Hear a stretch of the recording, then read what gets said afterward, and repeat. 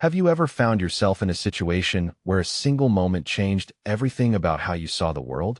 Maybe you're from Texas or Arizona, somewhere along the border where the line between safety and danger can shift in an instant. Tonight, that line was about to disappear completely for one desperate woman and the man who would become her salvation. The compound walls cast long shadows under the Mexican moonlight, their concrete surfaces topped with razor wire that gleamed like deadly jewelry. Inside those walls, Mateo Delgado sat behind his mahogany desk, reviewing shipping manifests that had nothing to do with legitimate cargo. At 32, he commanded respect through a combination of calculated violence and unwavering loyalty to those under his protection. His dark hair was perfectly styled despite the late hour, his expensive black shirt rolled up at the sleeves as he worked. The scar running from his left temple to his jawline told stories he never spoke aloud. But his green eyes held an intelligence that had kept him alive in a world where most men died before 30. The clock on his desk read 11:53 when his phone buzzed. Marco, his head of security, never called this late unless blood was involved. "Chief, we have a situation at the front gate," Marco said, his voice tight with confusion. "You need to see this." Mateo set down his pen and walked to the security monitors mounted on the far wall. The infrared cameras showed his usual perimeter guards, but nothing unusual. "What am I looking at, Marco?" "Not the cameras, Chief. The front door. There's someone here, but you're not going to believe who." Mateo's hand moved instinctively to the Glock tucked against his spine as he walked through the corridors of his fortress. The marble floors echoed his footsteps, past paintings that cost more than most people earned in a lifetime. Everything in his world was about control, about knowing exactly who was where and when. Surprises got people killed, but nothing could have prepared him for what waited beyond his reinforced front door. She couldn't have been more than 8 years old, standing on his doorstep in a faded pink nightgown and bare feet. Her dark hair hung in tangled waves around a face streaked with dirt and tears. Most grown men trembled when they found themselves at Mateo Delgado's door uninvited. This tiny girl looked up at him with enormous brown eyes and said, "Are you the boss man? I need help." Mateo stared down at her, his mind racing through possibilities. A trap. Had to be. Someone desperate enough to use a child as bait. Though he couldn't imagine who would be that stupid or that brave. His men flanked him, hands hovering near their weapons, but he held up a hand to keep them still. "What kind of help, Pequeña?" he asked, crouching down to her level.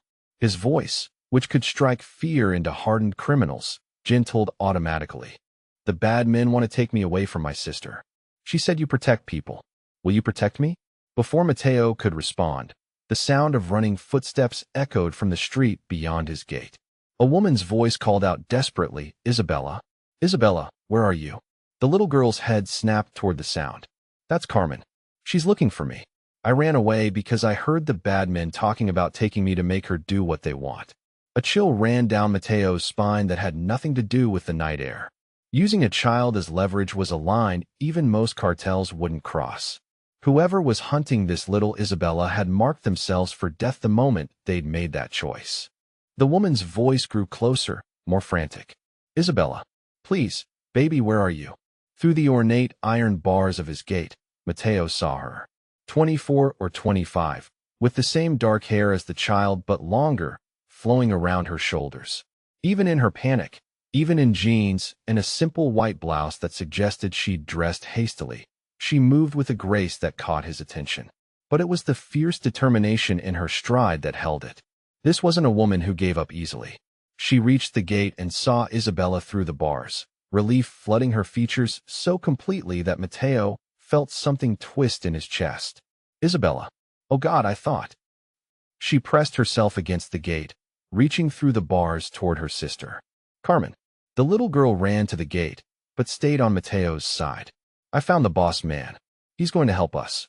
The woman's eyes shifted from Isabella to Mateo, and he saw the exact moment she realized where her sister had led her. The blood drained from her face as recognition hit. She knew who he was. Everyone in this part of the city knew the name Mateo Delgado, even if they'd never seen his face.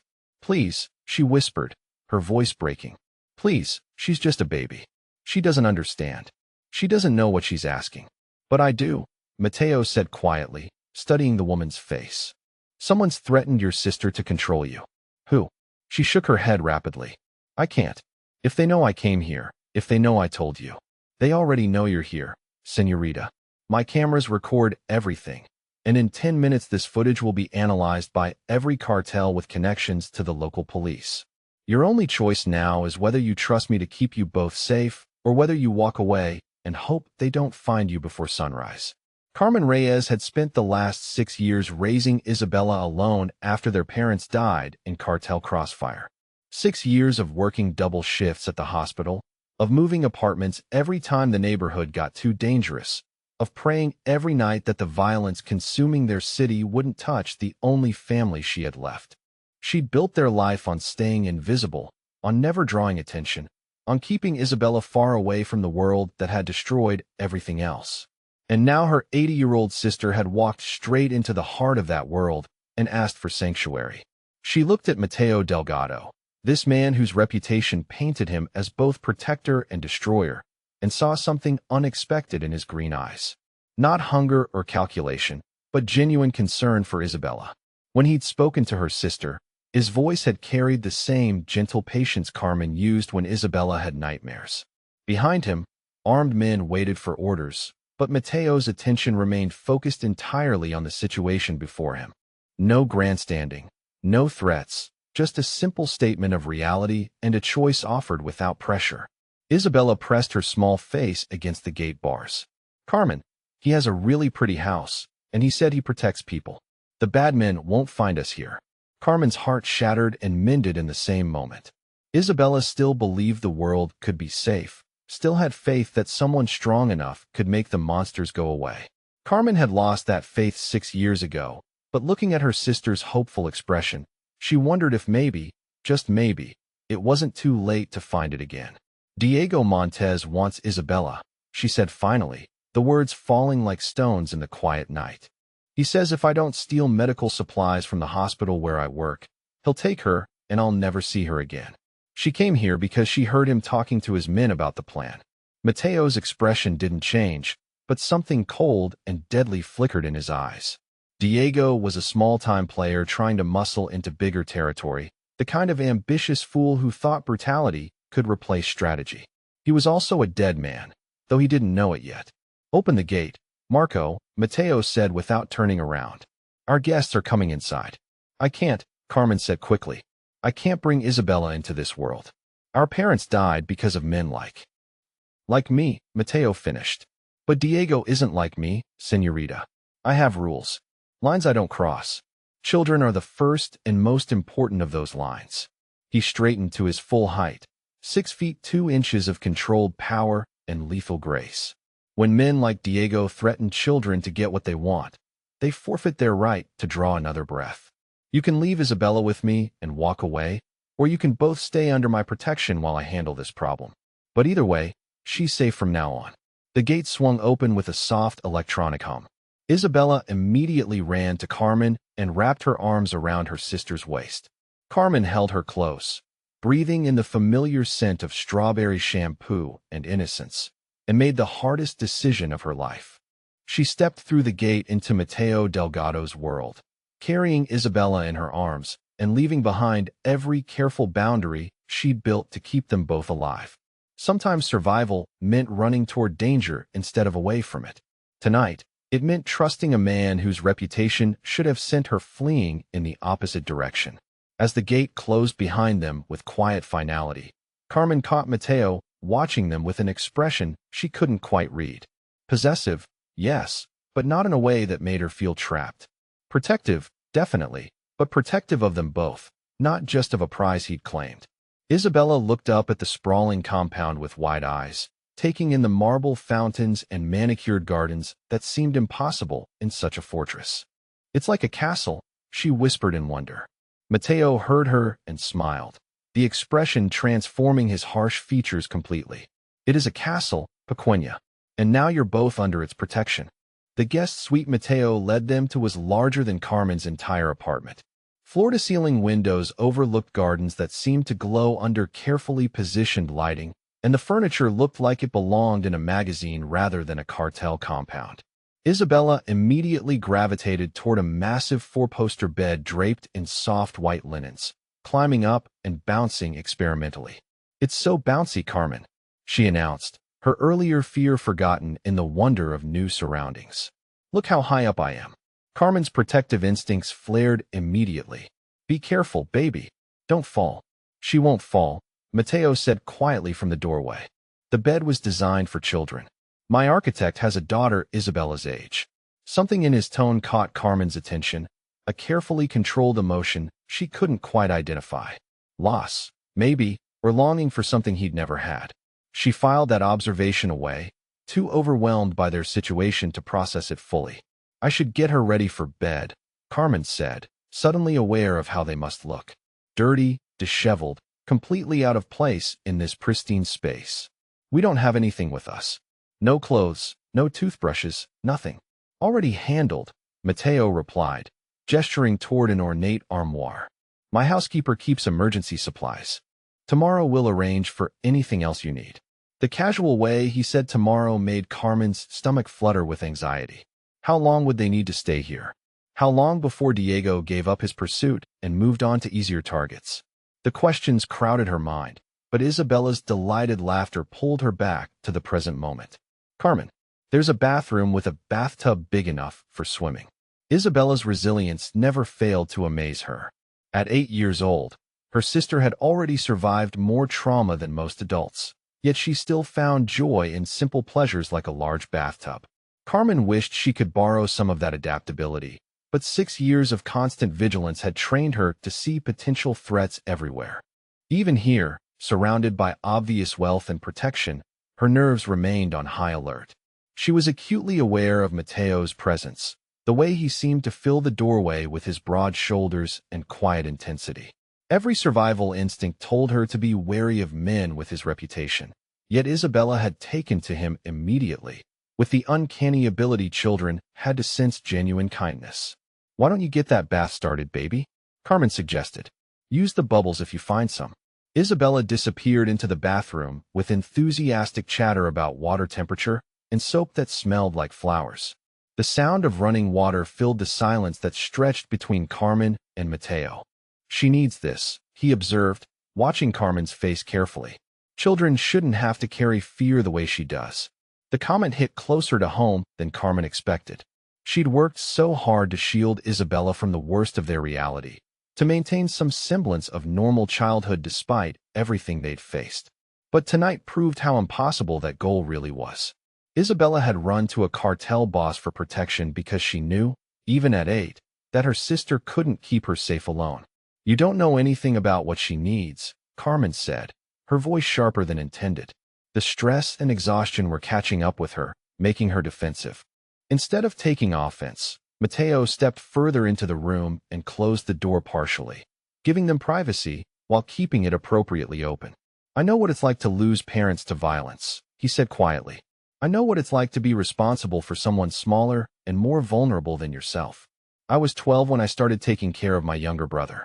The admission caught Carmen off guard. She'd expected threats or demands, not personal revelation. There was pain in his voice, carefully controlled but unmistakable. Past tense, she noticed. What happened to him?"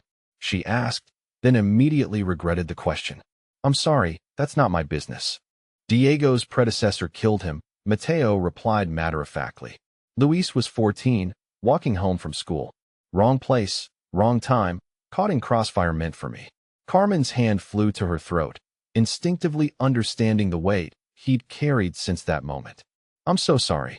Mateo's green eyes met hers, and she saw steel beneath the grief. "It was 15 years ago, but I remember exactly how helpless I felt. How angry. How determined to never let it happen again." The unspoken promise hung in the air between them. He wouldn't let anything happen to Isabella. Carmen believed him, which terrified her almost as much as it relieved her. Isabella emerged from the bathroom in an oversized white robe, her damp hair curling around her shoulders. "The bathtub is amazing, Carmen. It has jets that make bubbles in the water." "That's wonderful, baby," Carmen said, moving to help Isabella into the soft pajamas they'd found in the armoire. "Let me braid your hair before bed." As Carmen worked her fingers through Isabella's hair, She became aware of Mateo watching them with an intensity that made her skin warm. Not predatory or calculating, but fascinated, as if he'd never seen such a simple domestic ritual. When Isabella's breathing deepened into sleep, Carmen tucked the blankets around her and turned to find Mateo still standing by the doorway. "She'll be safe here," he said softly. "I give you my word." Carmen wanted to ask what his word was worth, but the answer was written in the careful way he'd spoken to Isabella, in the child-friendly furniture, in the genuine pain she'd heard when he mentioned his brother. Actions revealed character more clearly than reputation. "Thank you," she whispered, meaning it completely. They moved into the sitting area of the suite, leaving the bedroom door cracked so Carmen could hear if Isabella stirred.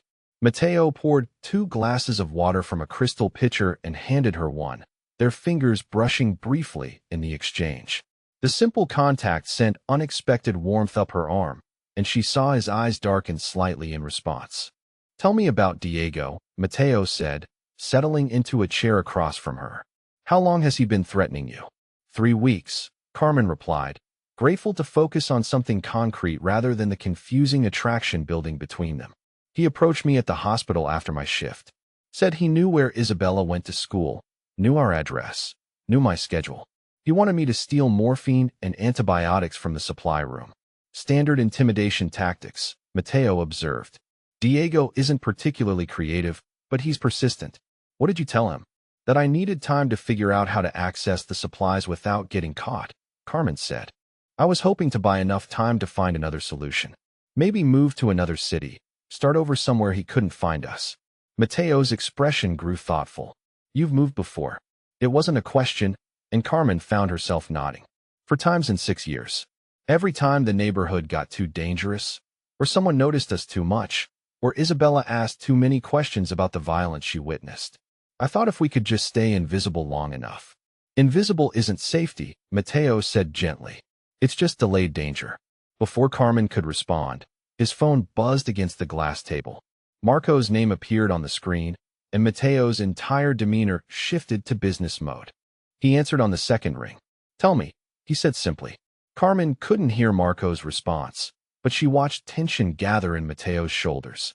His free hand clenched into a fist, and when he spoke again, his voice carried a deadly edge she hadn't heard before. "How many locations?" A pause. "And you're certain they're connected to Diego?" Another pause, longer this time. "Double security on the perimeter. No one in or out without my personal authorization." He ended the call and looked at Carmen with an expression that made her stomach drop. "Diego's been busy tonight," he said. 3 families with children have been approached in the last 4 hours. All given the same ultimatum you were. He's casting a wide net." Carmen felt the blood drain from her face. Other children were in danger because of Isabella's disappearance. Other families were being torn apart by Diego's escalating desperation. "This is my fault," she whispered. "If I hadn't let Isabella run, if I'd handled this differently."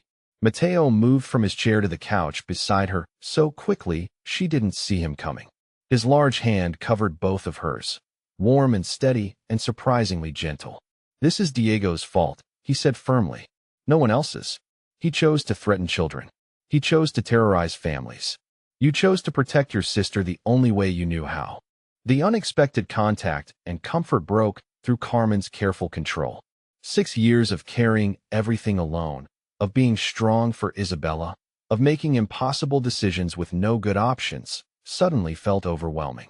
Tears she'd been holding back since the moment Isabella disappeared began to fall. "I'm so tired," she admitted, her voice barely audible. "I'm so tired of being afraid all the time." Mateo's thumb moved gently across her knuckles, and she realized she was gripping his hand like a lifeline. The warmth of his touch, the solid strength of his presence, the complete focus of his attention on her well-being rather than his own interests, all combined to create something she hadn't felt in years. Safety.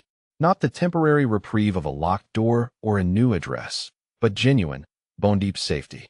"You don't have to be afraid anymore," he said quietly. "You don't have to carry this alone." Carmen looked up into his green eyes and saw something that made her breath catch. Not just protection or duty, but personal investment. He cared about what happened to her, not just because she was Isabella's sister or because Diego had threatened them, but because of who she was. The realization sent warmth flooding through her chest, followed immediately by terror. She couldn't afford to depend on someone else's strength, not when Isabella's safety was at stake. Every man she'd ever trusted had either died or failed her when it mattered most. But the gentle pressure of Mateo's hand on hers, the way he'd spoken to Isabella with such natural tenderness, the pain she'd heard in his voice when he mentioned his brother, all pointed to someone worth the risk. Outside the windows, dawn was beginning to touch the edges of the sky, and Carmen realized they'd been talking for hours. Tomorrow would bring new decisions, new dangers, new impossibilities to navigate. But for this moment, sitting beside a man whose reputation should terrify her, but whose presence brought peace instead, she allowed herself to believe that maybe, finally, someone strong enough to protect them had found them instead of the other way around. Carmen woke to the sound of Isabella's delighted laughter echoing through the compound courtyard. Sunlight streamed through the enormous windows of their suite, and for a moment she forgot where they were, forgot the danger that had brought them here. The laughter sounded so carefree, so genuinely joyful, that Carmen felt her heart lift despite everything. She found them in the kitchen, Isabella perched on a stool at the marble island while Mateo stood beside her, both of them covered in flour. Isabella wore a child-sized apron that had definitely been purchased specifically for her, and Mateo had somehow managed to get flour in his dark hair. "We're making pancakes, Carmen," Isabella announced when she spotted her sister in the doorway. "Mateo knows how to make them shaped like animals. Look, this one's supposed to be a butterfly." Carmen stared at the scene before her, unable to reconcile it with everything she thought she knew about Mateo Delgado. This was the man whose name struck fear into hardened criminals across the city, whose reputation was built on calculated violence and unwavering control. Yet here he stood, patiently guiding an 80-year-old's hands as she poured batter into butterfly shapes, his expression soft with genuine affection. "The wings are a little lopsided," Isabella said critically, studying her creation. "All the best butterflies have lopsided wings," Mateo replied seriously. "It means they've flown through adventures. Perfect butterflies never go anywhere interesting." Isabella giggled and reached for more batter. "Then this one has definitely been on adventures." Carmen felt something shift in her chest, a crack in the careful walls she'd built around her heart.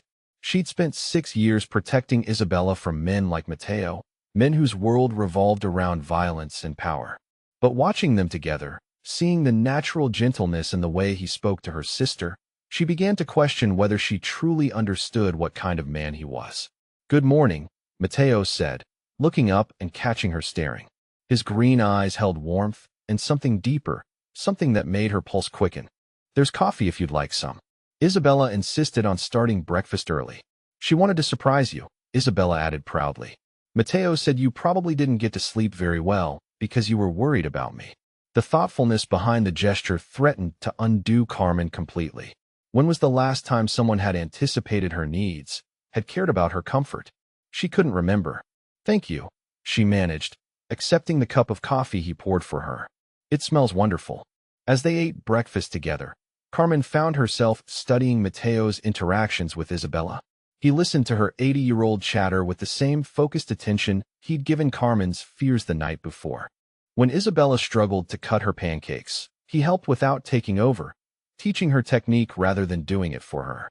When she asked difficult questions about why bad men wanted to hurt them, he answered honestly but appropriately, never talking down to her or dismissing her concerns. "Mateo," Isabella said suddenly, her voice growing serious. "Do you have kids?" The question hung in the air like a physical weight. Carmen saw pain flicker across Mateo's features before he carefully controlled his expression. "No, Pequeña," he replied quietly. "I don't." "Why not?" Isabella persisted with the innocent directness of childhood. "Don't you want them?" Mateo's hands stilled on his coffee cup. Carmen could see him struggling with how to answer, and she felt an unexpected urge to intervene, to protect him from the painful territory Isabella was unknowingly exploring. "Men in my line of work don't usually have families," he said finally. "It's too dangerous. The people we love become targets for our enemies." "But you're protecting us," Isabella pointed out with 80-year-old logic. "So you could protect your own family too." "It's different when they're your own," Mateo replied, his voice barely above a whisper. "The stakes are higher." The fear is unbearable. Carmen felt tears prick her eyes as understanding washed over her. He'd lost his brother, the only family he'd had left, and the guilt and grief had convinced him he could never risk loving someone that completely again. Yet here he was, opening his home to them, taking on the very responsibility he'd sworn to avoid. Isabella seemed to sense the weight of the conversation had grown beyond her understanding. She reached over and patted Mateo's hand with flour-dusted fingers. "I think you'd be a really good papa," she said simply. "You make excellent pancakes, and you're not scary at all." Mateo's smile in response was heartbreaking in its genuine gratitude. "Thank you, Pequeña. That's the nicest thing anyone has ever said to me." After breakfast, Isabella settled into the compound's library with a stack of children's books, content to spend the morning reading in the sun-drenched window seat. Carmen found herself alone with Mateo for the first time since they'd arrived, and the awareness between them seemed to intensify in the quiet space. "She's remarkable," Mateo said, watching Isabella through the library doorway.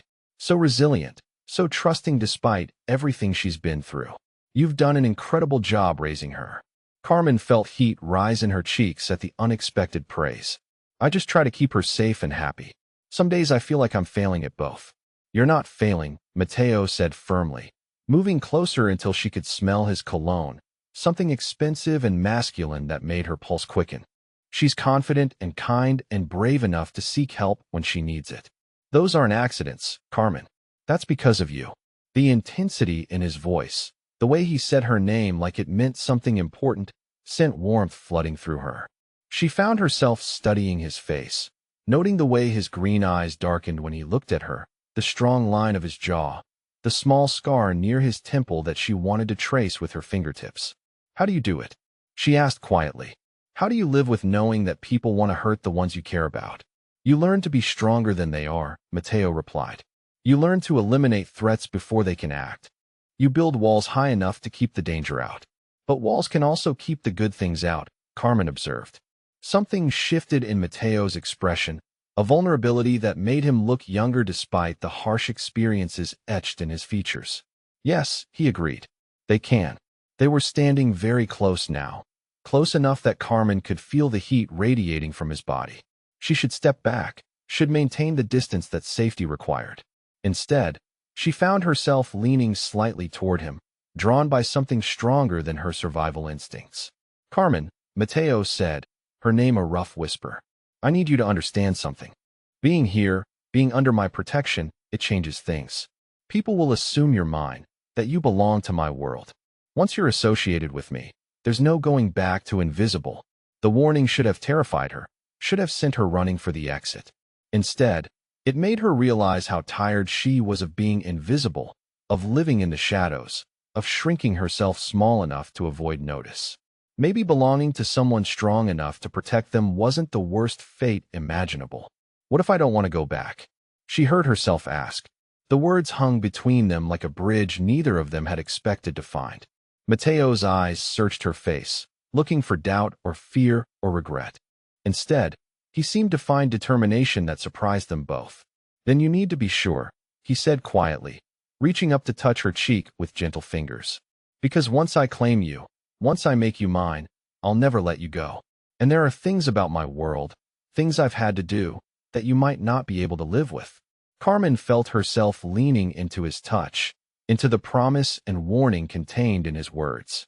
"I've lived with a lot of things I never thought I could survive," she whispered.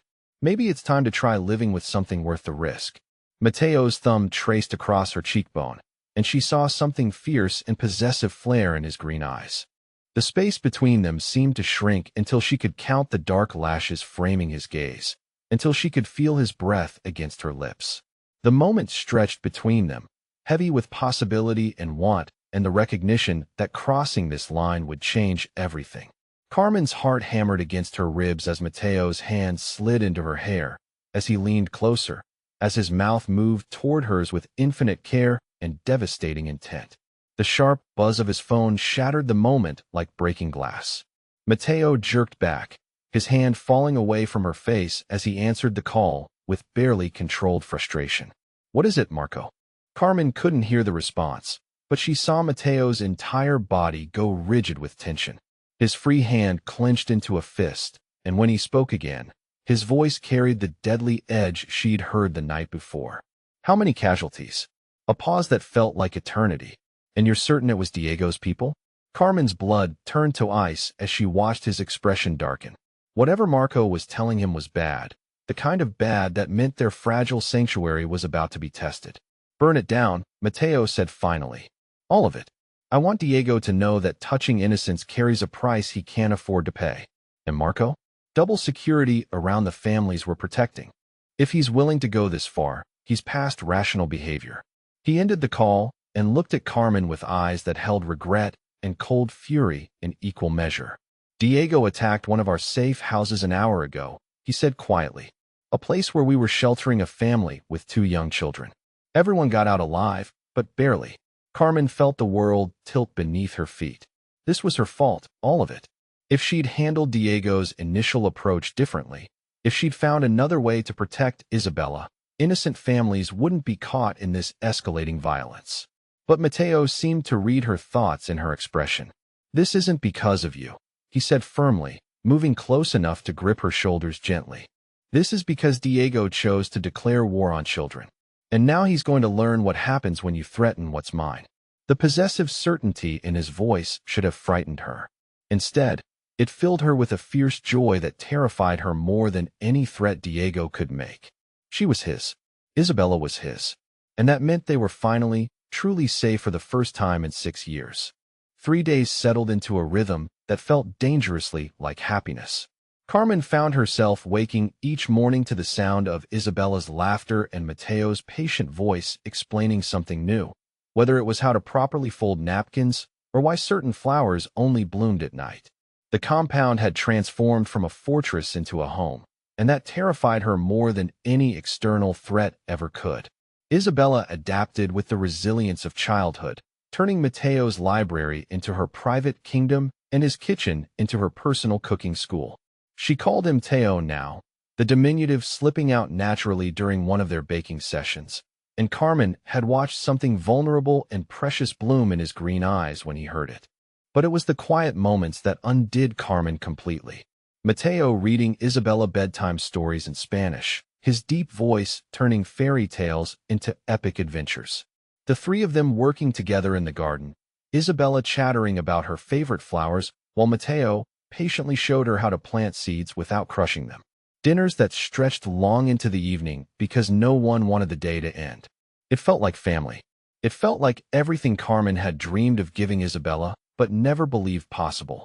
And that made it the most dangerous thing imaginable. Carmen, Isabella said one evening after dinner, curled against Mateo's side on the massive couch in his study. Why can't we just stay here forever? The innocent question hit Carmen like a physical blow.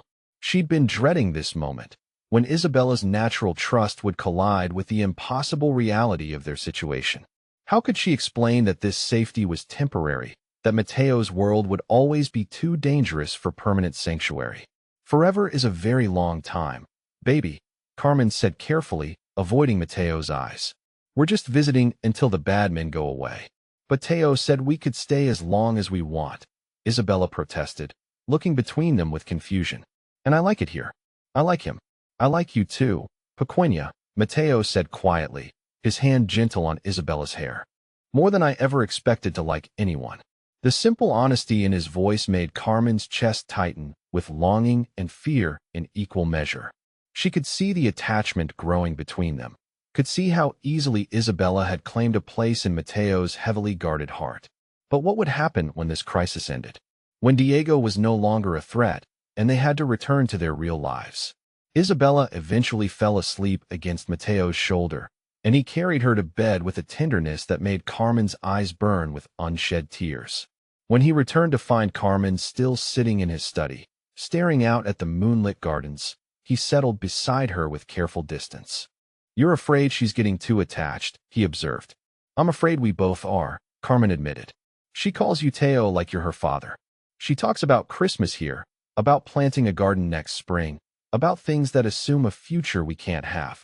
Mateo was quiet for a long moment, his hands clasped tightly in his lap. What if you could have that future?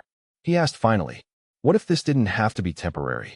Carmen turned to look at him, seeing the vulnerability he was trying to hide beneath his controlled expression. You don't understand what you're asking, she whispered. You're talking about forever, about family, about things that could be taken away. I've lost everyone I've ever loved except Isabella. I can't risk losing her too. But you're not protecting her by keeping her from love, Mateo said gently. You're protecting yourself. And I understand that, Carmen. God knows I understand that better than anyone. But look at her. Look how happy she is here. Look how safe she feels. That's exactly the problem, Carmen said, her voice breaking. She feels safe, and safe isn't real. Not for us. Not in your world. What happens when your enemies decide the best way to hurt you is through her? What happens when being part of your life puts her in more danger than Diego ever could? Mateo moved closer, close enough to take her hands in his. His touch was warm and steady, anchoring her to the moment instead of the fearful futures her imagination conjured. You think I haven't considered that? He asked quietly. You think I haven't spent every moment since you arrived here terrified of exactly that scenario? Then why? Carmen asked desperately. Why risk it? Why open your heart to something that could destroy you? Because she already has, Mateo replied simply. Both of you have. 3 days ago, I was a man with nothing to lose, nothing that mattered more than power and control.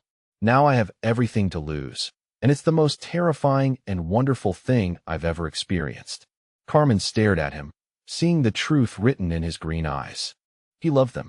Not just protective concern or physical attraction, but deep, life-changing love that had crept up on him as quietly as it had on her.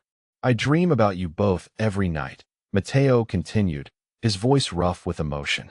Dreams where Isabella calls me Papa and means it, where you wake up in my arms every morning, where we're a real family instead of just pretending to be one.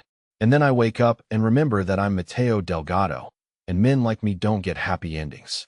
The raw pain in his confession broke something loose in Carmen's chest. All her carefully constructed walls, all her rational fears about the danger inherent in loving him, crumbled beneath the weight of his honesty. This man who commanded respect through strength and fear was laying his heart bare, admitting to dreams that made him vulnerable in ways his enemies never could. Maybe men like you don't, she whispered, reaching up to touch his face with trembling fingers. But what about men like Teo? Men who make butterfly pancakes and read bedtime stories and plant gardens with little girls who've already decided they love them? Mateo's eyes darkened as her thumb traced the scar near his temple. You're killing me, Carmen. The way you look at me, the way you say my name, the way you see something worth loving instead of something to fear.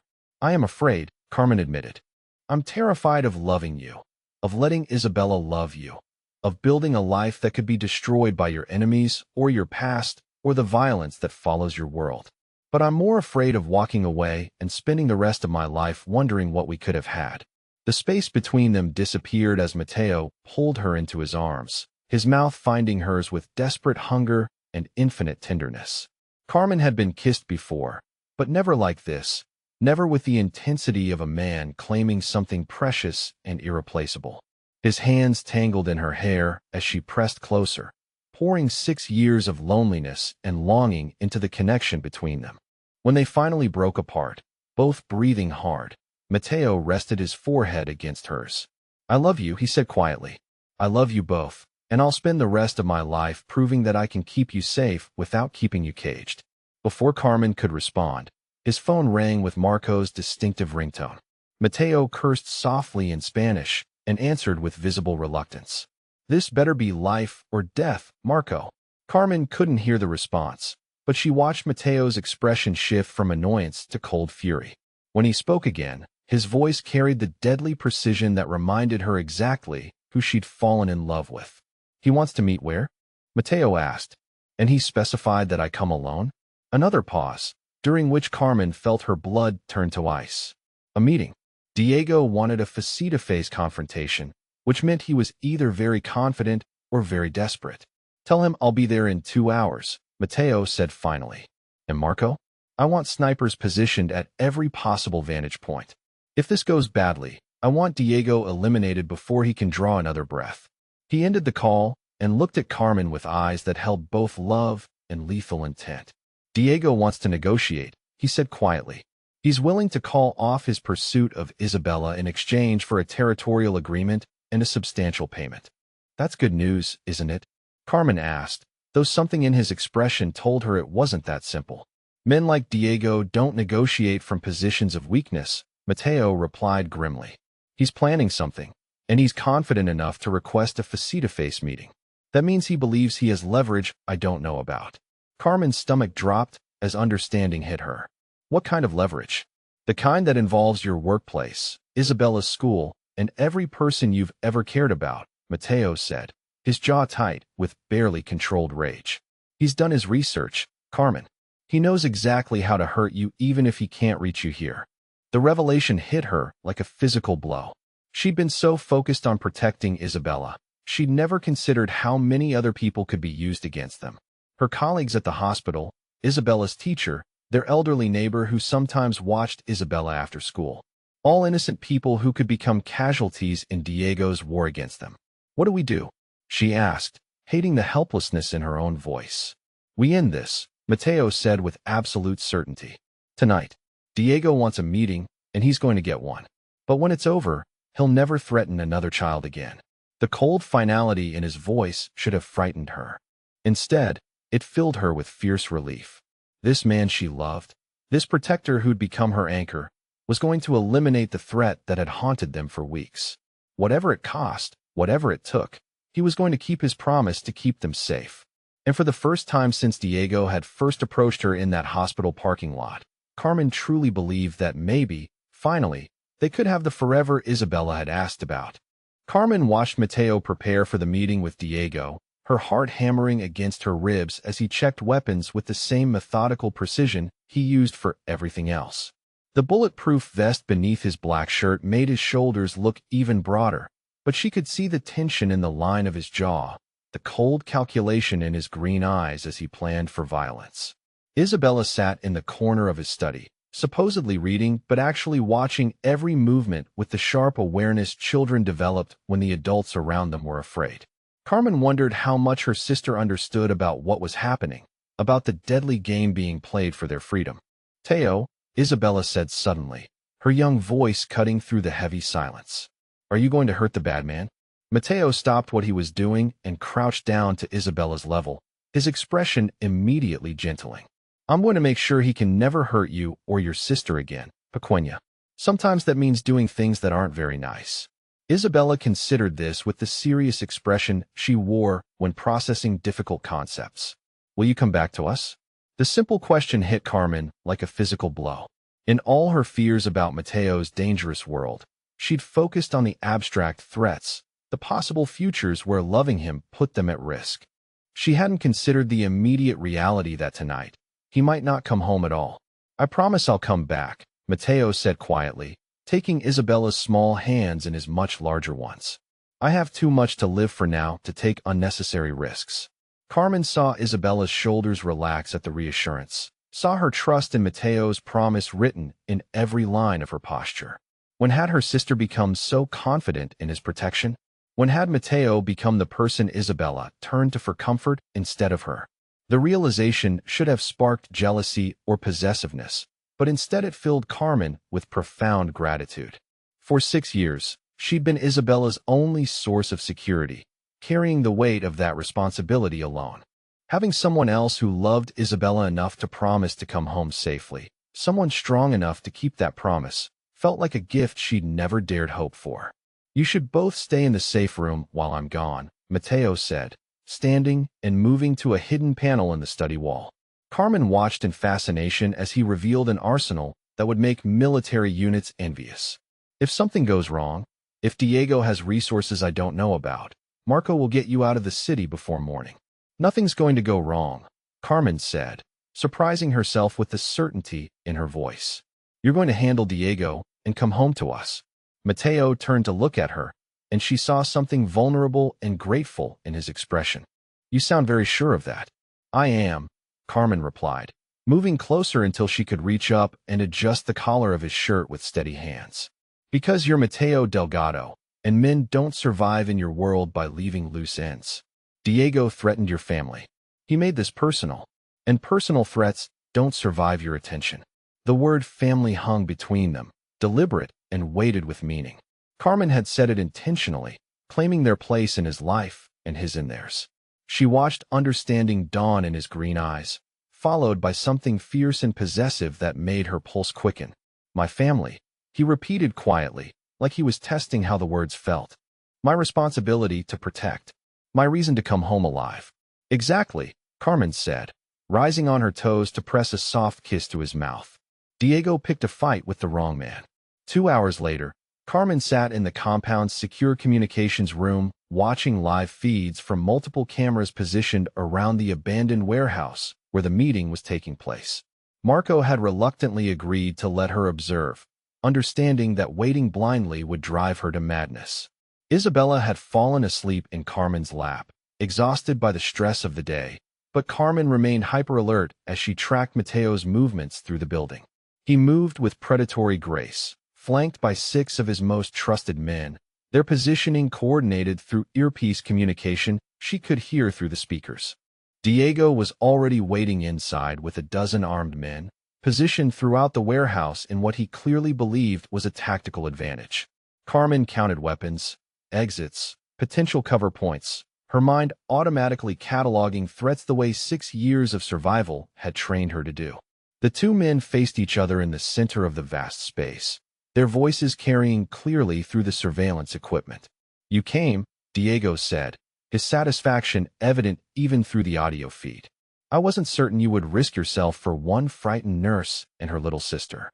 Carmen felt her jaw clench at the dismissive description, but Mateo's response was controlled and deadly calm. "You threatened children, Diego. That changes the rules of engagement entirely. Business is business," Diego replied with a shrug that conveyed his complete lack of concern for the innocents he'd terrorized. "The girl has access to medical supplies I need. Her sister provides leverage to ensure cooperation. Simple economics." The casual way he discussed Isabella and Carmen like commodities sent rage flooding through her. This was the man who'd shattered their careful peace, who'd forced them into hiding, who'd threatened other families in his escalating desperation for power and profit. "Unfortunately for you," Mateo said quietly, his voice carrying the deadly precision Carmen had learned to recognize, "they're under my protection now. Which means your simple economics just became a death sentence." What happened next unfolded with brutal efficiency. At some invisible signal from Mateo, his position snipers eliminated Diego's outer guards in perfect synchronization. The warehouse erupted into chaos as Diego's remaining men realized their tactical advantage had become a trap. Carmen watched Mateo move through the violence with lethal grace, his every action calculated to end the threat as quickly and definitively as possible. This wasn't the gentle man who made butterfly pancakes with Isabella or read bedtime stories in Spanish. This was the cartel boss whose reputation was built on swift, merciless justice for those who crossed the lines he'd established. Within minutes, it was over. Diego lay dead alongside his key lieutenants, their threat eliminated permanently and completely. The remaining members of his organization would scatter without leadership, their territorial ambitions crushed along with their capacity for revenge. Carmen felt no horror at the violence, no moral conflict about the men who died tonight. They had threatened Isabella. They had terrorized innocent families. They had chosen to wage war against children, and they had lost that war decisively. When Mateo's voice came through the communications system confirming the mission was complete, Carmen felt 6 years of fear drain out of her body like water from a broken dam. For the first time since their parents died, they were truly safe. Not temporarily hidden or carefully invisible, but genuinely, permanently protected by someone with the power and will to eliminate any threat that emerged. "Is it over?" Isabella asked sleepily, stirring in Carmen's arms. "Yes, baby," Carmen said softly, smoothing her sister's hair. "It's over. The bad men can't hurt us anymore." Isabella smiled and settled back into sleep with the complete trust of childhood. Carmen continued watching the feeds until Mateo and his men cleared the warehouse and began their journey home, her heart gradually slowing from its frantic pace as safety became reality. By the time Mateo returned to the compound, Isabella was tucked safely in bed and Carmen was waiting for him in their suite. He looked exactly as he always did, controlled and elegant, with no visible sign of the violence he'd just orchestrated. But she could see the tension in his shoulders, the careful way he moved, the watchful alertness that would take time to fade. "It's done," he said simply, stopping just inside the doorway. "Diego and his inner circle are eliminated. The threat to you and Isabella is permanently resolved." Carmen crossed the room and walked straight into his arms, feeling them close around her with desperate relief. She pressed her face against his chest, breathing in his familiar scent and letting herself finally believe they were safe. "Thank you," she whispered against his shirt. "Thank you for keeping your promise." Mateo's hands tightened in her hair, and she felt some of his carefully controlled composure crack. "I was terrified," he admitted quietly, "not of Diego or his men, but of the possibility that I might not make it back to you. The thought of Isabella waiting for me, of you believing I'd abandoned you, was worse than any physical threat I've ever faced." Carmen pulled back to look at him, seeing the vulnerability he was trying to hide beneath his relief. "You did make it back," she said firmly. "You kept your promise to Isabella and to me. You eliminated the threat and came home to your family." "My family," Mateo repeated, the words carrying wonder and certainty in equal measure. "You're really willing to stay? To build a life here, in my world, with all the complications that entails?" Carmen thought about everything that had led them to this moment. The fear that had driven Isabella to seek help from a stranger, the desperation that had forced Carmen to follow her sister into danger, the gradual recognition that sometimes the most dangerous choice was also the safest one. "Your world kept us alive when nowhere else could," she said quietly. "Your world gave Isabella the security to laugh again, to trust again, to feel like a normal child instead of a target. Your world gave me someone strong enough to love without fear of losing them to violence beyond our control." She reached up to touch his face, tracing the scar that marked him as a survivor in a world that demanded strength. "I'm not just willing to stay, Mateo. I'm choosing to stay. Choosing you. Choosing this life. Choosing to trust that your protection is real and permanent and strong enough to build a future on." The kiss he gave her in response held promise and possession and desperate gratitude. When they finally broke apart, Carmen saw her own certainty reflected in his green eyes. They were home, all three of them, finally and completely home. 6 months later, Carmen woke to sunlight streaming through windows that had become as familiar as breathing and the sound of Isabella's delighted squeals echoing from the garden below. She stretched lazily in the massive bed she now shared with Mateo every night, smiling at the domestic chaos that had replaced the careful quiet of their old life. Through the window, she could see Isabella chasing butterflies among the flower beds they'd planted together, her school uniform abandoned in favor of old clothes suitable for gardening adventures. At 9 now, she'd grown 2 inches and gained the confident bearing of a child who'd never known a day without complete security. "Papa Mateo?" Isabella called, spotting him emerge from the greenhouse with coffee for Carmen. "Look how many butterflies came to visit our flowers." Mateo's face lit up with the soft expression he wore whenever Isabella called him Papa, a look of wonder and gratitude that never failed to make Carmen's heart flutter. Even now, after months of being claimed as family, he sometimes seemed amazed that they were really his to keep. "They're here because you planted their favorite flowers, Pequeña," he called back, balancing the coffee tray as he navigated the garden path. "Beauty attracts beauty." Isabella giggled and continued her butterfly pursuit while Mateo climbed the stairs to their bedroom. Carmen had been living officially in the master suite for 4 months now, but the morning coffee ritual had become sacred between them, a quiet moment of connection before the day's responsibilities claimed their attention. "Good morning, mi amor," Mateo said softly, setting the tray on the bedside table and leaning down to kiss her thoroughly. "How did you sleep?" "Like someone who knows she's completely safe," Carmen replied, pulling him down for another kiss. "How was your early meeting?"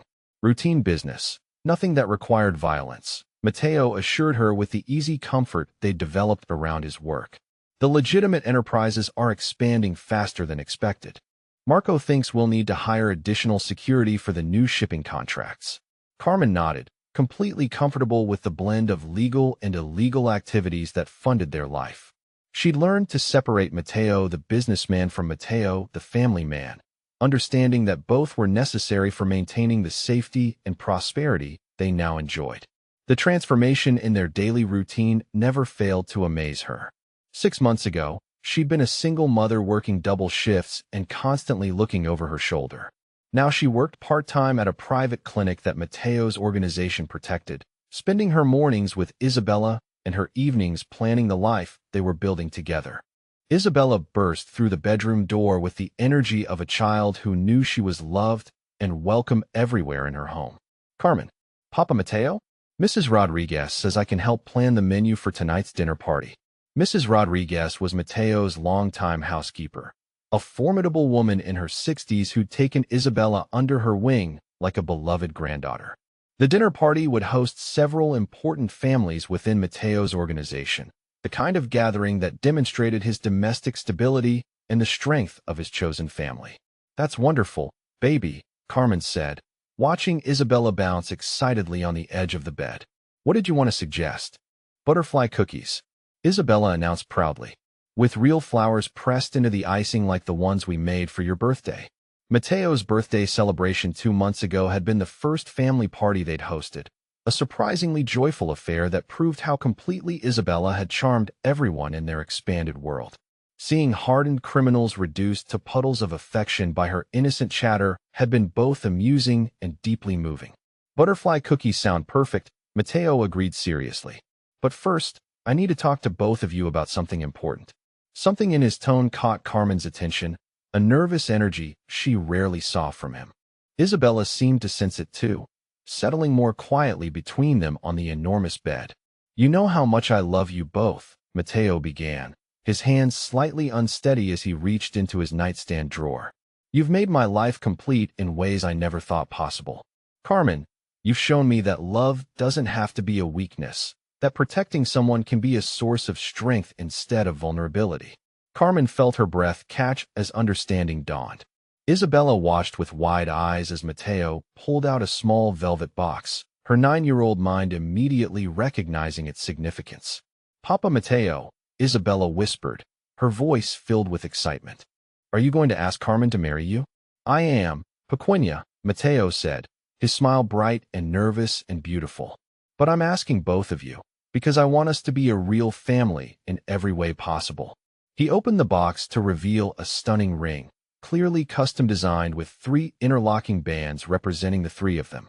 Carmen felt tears spring to her eyes at the thoughtfulness behind the symbolism, the way he'd made this moment about all of them together.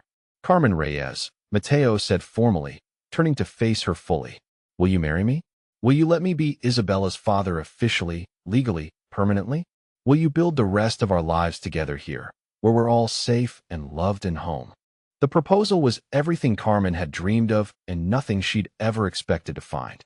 6 months ago, the idea of marrying into organized crime would have horrified her. Now, it felt like the most natural thing in the world, the logical conclusion to a love story that had begun with desperate need and evolved into unshakable trust. "Yes," she whispered, then louder, more certain. "Yes, absolutely yes." Isabella squealed with delight as Mateo slipped the ring onto Carmen's finger with hands that trembled slightly with emotion. The 3 bands fit together perfectly, just like they did as a family. "Does this mean I can officially call you Papa instead of Papa Mateo?" Isabella asked seriously. "You can call me whatever feels right, Pequeña," Mateo replied, his voice rough with feeling. "Papa, Papa, Dad, or anything else that makes you happy." Isabella considered this gravely, then launched herself into his arms with characteristic enthusiasm. "I love you, Papa," she said simply. "I'm glad Carmen said yes, so we can all stay together forever."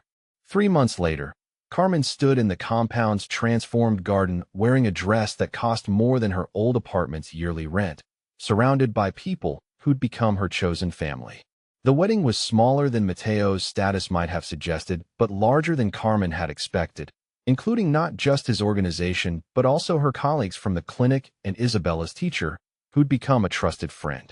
Isabella served as both flower girl and ring bearer, taking her dual responsibilities with the utmost seriousness. She'd helped plan every detail of the ceremony, from the butterfly-shaped programs to the 3-eared cake decorated with flowers from their garden. When the priest pronounced them husband and wife, The cheers that erupted felt genuinely celebratory rather than merely obligatory. These people had watched their relationship develop, had seen how Carmen and Isabella had transformed Mateo from a solitary leader into a devoted family man. Their happiness felt authentic because their love was authentic. The reception lasted well into the night, filled with music and dancing and the kind of joy that comes from celebrating something everyone believes will last. Carmen danced with Isabella, with Mateo, with Marco and Mrs. Rodriguez and dozens of others who'd welcomed them into their extended family. But her favorite moment came near midnight, when she found herself alone with Mateo on the garden terrace where they'd shared their first kiss months ago. The party continued inside, but they'd stolen these few minutes of quiet to process the magnitude of what they'd just committed to. "Any regrets?" Mateo asked softly, his arms around her waist as they swayed to the distant music. "Only that it took us so long to get here," Carmen replied honestly. "I spent so many years afraid of trusting anyone, of depending on anyone, of loving anyone enough to risk losing them. I wish I'd been brave enough to believe in this sooner." "You were brave enough when it mattered," Mateo said, pressing a kiss to her temple. "You were brave enough to follow Isabella into danger, brave enough to trust a stranger with your safety, brave enough to open your heart to a man whose world should have terrified you." Carmen thought about the terrified woman who'd stood at his gate 6 months ago, clutching her sister and praying for salvation. That woman could never have imagined this outcome, could never have believed that the most dangerous choice might also be the safest one. "Sometimes I wonder what would have happened if Isabella hadn't been brave enough to knock on your door that night," she mused. "Would we have found each other some other way? Or would we have missed each other completely?" Mateo's arms tightened around her. "I like to think fate would have found a way," he said quietly. "Some connections are too powerful to leave to chance." Inside the house, Isabella's laughter rose above the music, clear and joyful and completely secure. She was surrounded by people who adored her, protected by a man who would die before letting harm reach her, part of a family that had chosen each other through love rather than blood. "Have you ever wondered if everything happens exactly when it's supposed to?" Carmen asked quietly, watching the happiness spill from the windows in golden light and familiar voices. "Maybe all the fear and running and hiding were necessary to bring us to this moment, to make us ready for this kind of love. Maybe that's the secret most people never learn," she continued, her voice soft with wonder. "Maybe the greatest love stories aren't about finding safety in familiar places, but about discovering that sometimes the most unexpected doors lead to the most beautiful homes." Mateo smiled and spun her slowly under the starlight, his wife now, his family complete at last. As they danced on the terrace of the fortress that had become their sanctuary, Carmen finally understood what she'd been searching for all those years. Not just safety or security or even love, but the profound peace that came from belonging somewhere completely, from being claimed and choosing to stay claimed by someone strong enough to protect what mattered most. They were home, all three of them, in the most unlikely place imaginable. And as Isabella's laughter echoed through their garden and Mateo's arms held her close under the Mexican stars, Carmen knew with absolute certainty that some fairy tales were worth waiting for, no matter how long the journey took to find them.